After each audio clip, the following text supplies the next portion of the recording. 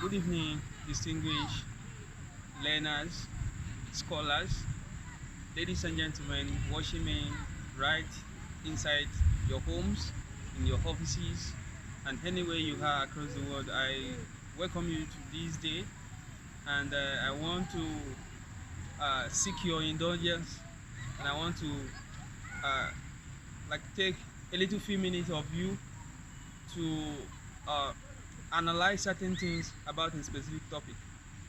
And what am I driving at? Um, Today I want to talk about flooding.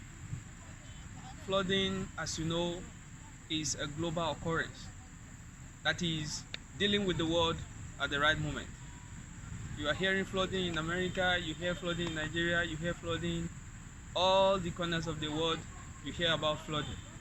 What exactly is flooding? Apart from the definition of flood that we know to be the overflow of water, the dominance of water, excess water into human environment, the habitable environment, the animal environment, the plant environment at a specific time. That is the simple definition of flooding. But a lot of people don't know that flooding that we're talking about is not only a natural phenomenon, but also can be attributed to physical, or let's say human interference with the natural environment.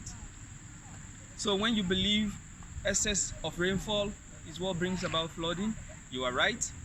And when you also see it from different angle that human activities can lead to flooding, then you are right. Now let me go through the natural causes of flooding.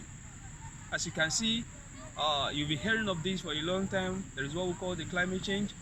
There is this fight against all the attributes of climate effects, the adverse effect of the climate that is making us to drive at climate changes. You are hearing of fights from the United Nations, the SDG goals, and all that is towards addressing the climate change effect. So here we are today. I want to let us realize that one of the key factors that is making flooding to go across the edges of the world, of the globe, is the climate change.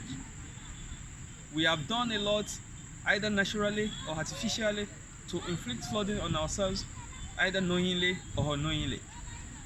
Take for example, deforestation has been in practice for a very long time.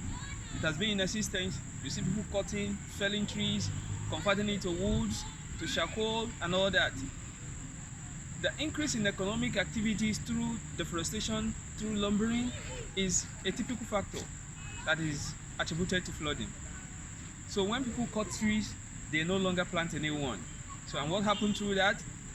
We are directly tampering with the ecosystem. We are tampering with the environment that could have sustained the climate regulation, the climatic regulation, and that is where we are getting it wrong.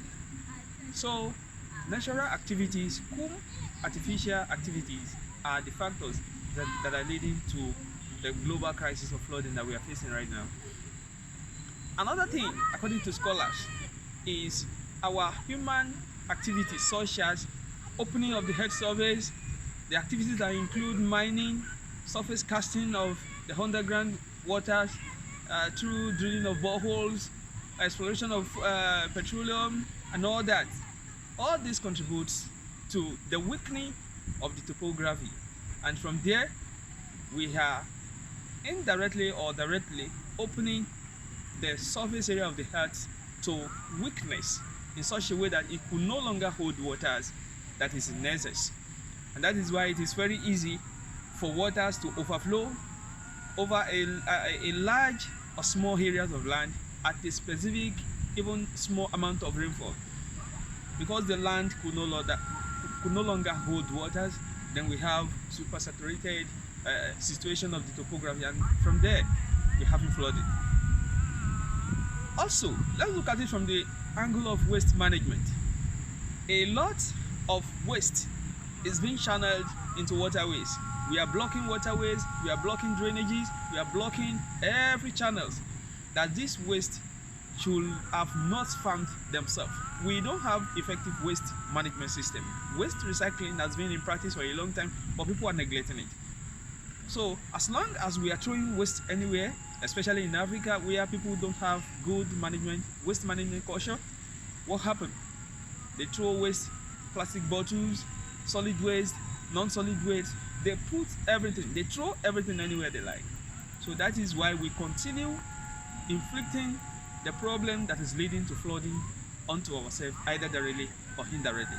I will stop here today and I will bring you another edition to discuss flooding at a wider length the next time I come online. I want to make this short video once again to thank every scholars out there who impacted knowledge in us to know what exactly are the cause of climatic problems and consequences we are facing. Thanks to all the scholars across the world again, most importantly to the American Chemical Society that I belong to, and all the rest of professional affiliations that is driving at addressing the global crisis of the climate change. I thank you once again. I am Engineer Adeyemo Adeshino. I'm talking live from Nigeria. Thank you and God bless.